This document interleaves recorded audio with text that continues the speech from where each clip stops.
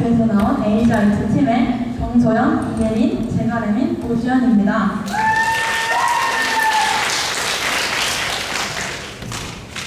저희가 책수 부속 활동으로 맡은 주제는 활성산소와 항산화 물질이 균의 생장에 미치는 영향 분석을 통한 장내세균의 균형 조절 예측입니다.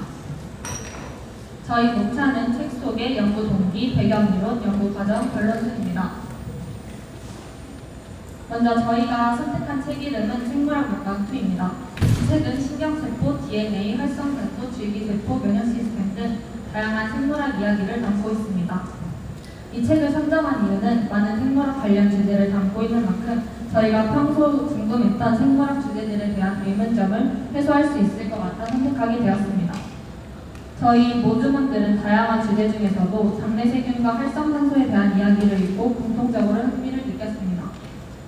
먼저 장내세균은 친구인가 저희가 부분을 읽으며 장 속의 수많은 균들은 함께 균형을 이루어 공생한다는 것과 장의 면역력이 떨어지면 유익균이 감소, 유해균이 증가하면서 장내 미생물 간의 균형이 깨져 각종 면역질환이 생긴다는 사실을 알게 되었습니다.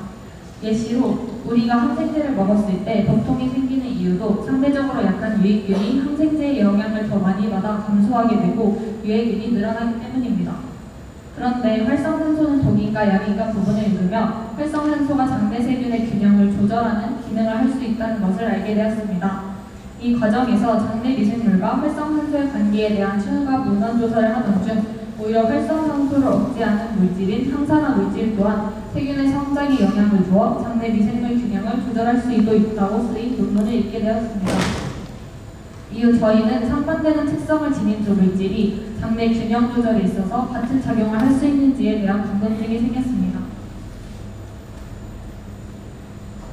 그래서 저희 모둠은 장내세균 중 유해균의 일종인 대장균, 황세포도 상규균과 유익균의 역할을 대신한 유상균의 두 물질을 각각 주입하고 생장을 관찰함으로써 저희의 궁금증에 대한 답을 찾고자 실험을 계획하였습니다. 먼저 실험 과정을 보겠습니다. 먼저 균 배양을 위한 액체배지와 고체배지를 제작합니다. 다음 실험에 쓸 항산화 물질을 선정합니다. 저희는 사전 문헌 조사를 통해 인트루신물에 폴리페놀이라는 항산화 물질이 함유된 것을 확인하였습니다. 이를 토대로 학교 뒤편에서 쉽게 채취 가능한 애플민트를 항산화 물질로 선정하여 실험에 사용하였습니다. 다음 추출한 애플민트 잎을 에탄올과 증류수를 이용한 두 가지 방법으로 추출하여 항산화능을 비교합니다. 추출 방법에 따른 항산 효과가 어떻게 달라질지 알 수 없었기에 DPPH-SA 방법을 통해 항산화능을 확인하여 가장 높게 나온 용액을 채택하였습니다. 여기서 DPPH-SA 방법이란 활성산소를 포함하고 있는 시약 DPPH가 항산화 물질에 의해 활성산소가 제거되면서 색이 변하는 것을 인간 공도계로 측정하여 항산화 활성도를 측정하는 방법입니다. 그러나 DPPH-SA 1차 시도 과정에서 흡방도가 너무 높게 나오고 오류가 빈번하여 계산을 할 수 없었습니다.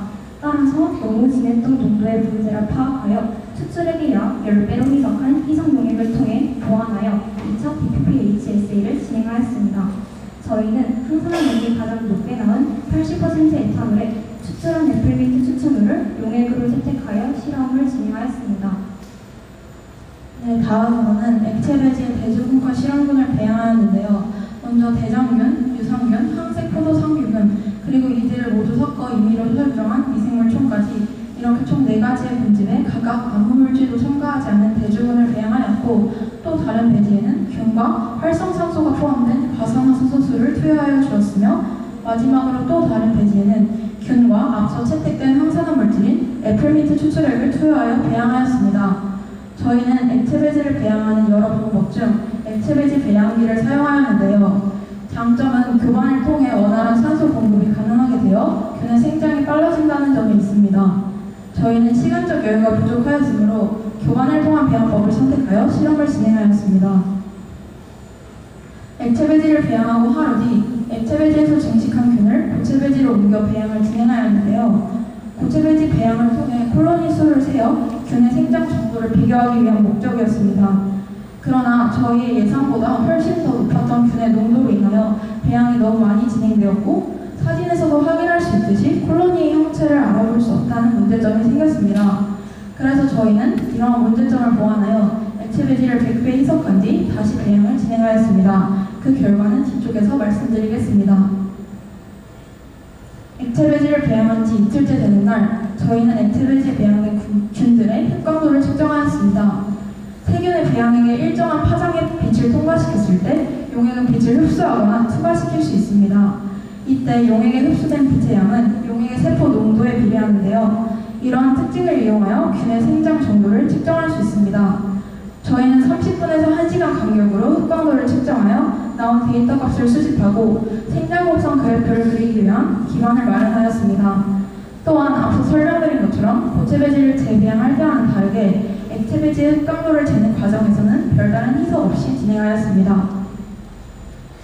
이는 저희가 진행했던 액체 배지 흡광도 측정과 고체 배지 배양 결과를 종합하여 실험 결과를 분석해 보도록 하겠습니다. 먼저 이 사진들은 앞서 말한 공간각 표계로 액체 배지 흡광도를 측정하고 그 값을 기록해준 사진입니다. 이 데이터 값을 바탕으로 저희는 구글 스프레드시트를 활용하여 생장 곡선을 그려봤습니다. 첫 번째 그래프는 황색 포도 상계균입니다. 그래프를 통해 활성산소 물질인 과산화수소를 주입했을 때 일정 시간이 지난 후 황색 포도 상계균이 많이 증식했다는 것을, 또 항산화 물질을 주입했을 때는 황색 포도 상계균의 생장이 저해됐음을 관찰할 수 있었습니다. 두 번째 그래프는 대장균입니다.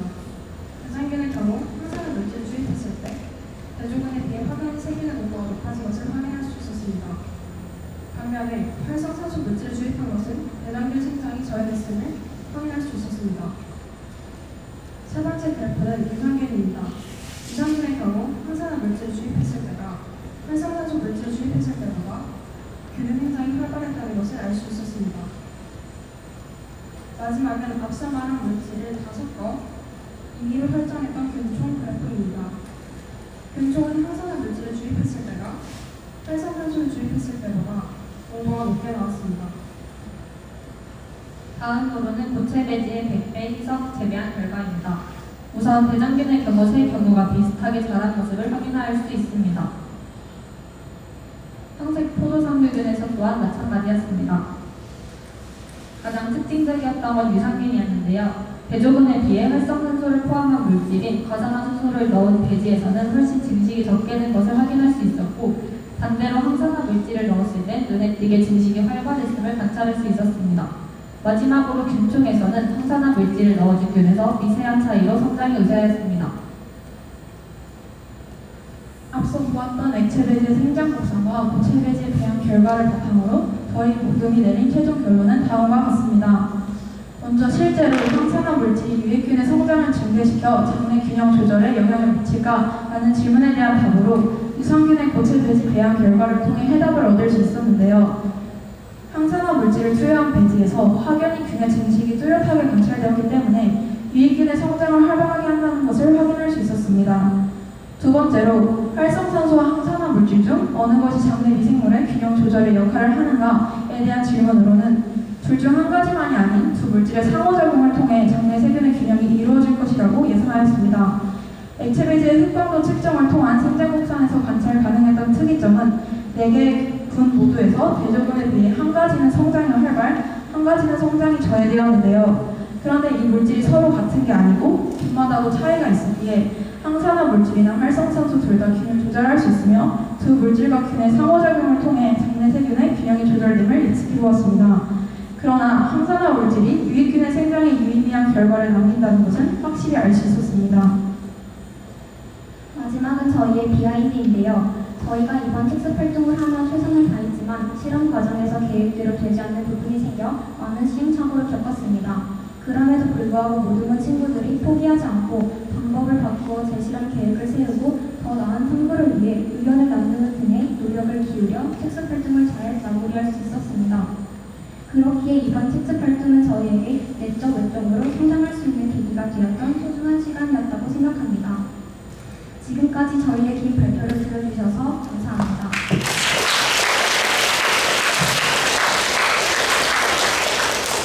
지금부터 질의응답 시간을 갖겠습니다.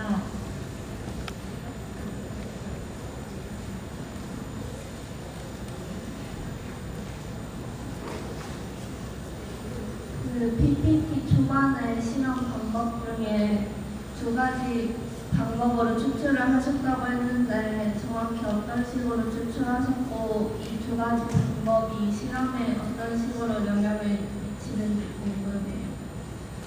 저희가 우선 항산화 물질을 채택을 하기 위해서 애플민트를 선택하고 추출하는 과정이 필요했는데요. 그 과정에서 저희가 문헌 조사를 통해서 이제 천연물들 같은 경우에는 열수 추출이라고 뜨거운 물에 우려서 추출하거나 아니면 에탄올을 활용한 추출하는 방법이 가장 주를 이루었습니다. 그래서 저희도 그 두 가지 방법을 이용해서 추출하고자 하였고 그 방법을 통해서 항산화 등이 더 높게 추출될 수 있는 물질을 선택하고자 DPHSA라는 방법을 통해서 확인을 했고 그 결과 80% 에탄올에 추출한 추출물이 가장 결과가 높게 나와서 그 용액으로만 실험을 진행하였습니다.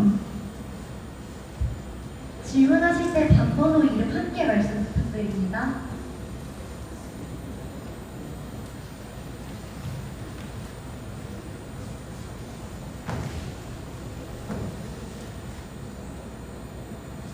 이호공이 김현서입니다.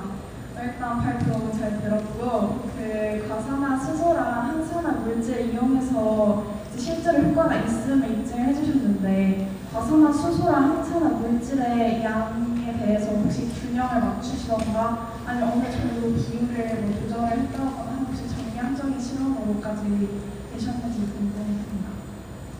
저희가 이제 액체배지에다가 균을 주입할 때 그 백금미를 대신하는 플라스틱 그 도구를 사용해야 하는데요. 그 도구로 정량적으로 정확히 2번씩 찍어서 주입을 하였습니다.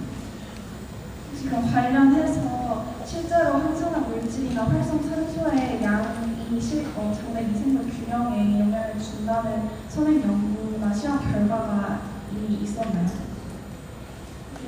활성산소가 영향을 미칠 수 있다는 것은 저희가 읽었던 책 속에서 나왔고 그다음에 저희가 그 내용을 읽고서 궁금증이 생겨서 문헌 조사를 하던 중에 항산화 물질이 영향을 미칠 수도 있다라는 논문을 배웠는데 그 논문이 이제 확실하다기보다는 연구가 아직 제대로 진행되고 있지는 않지만 그런 가능성을 내포하고 있다. 그래서 저희는 그 부분을 중점으로 반대의 특성을 가진 물질들이잖아요. 그래서 그 두 물질이 과연 같은 역할을 할 수 있는지에 대해서 밝히고자 하였습니다.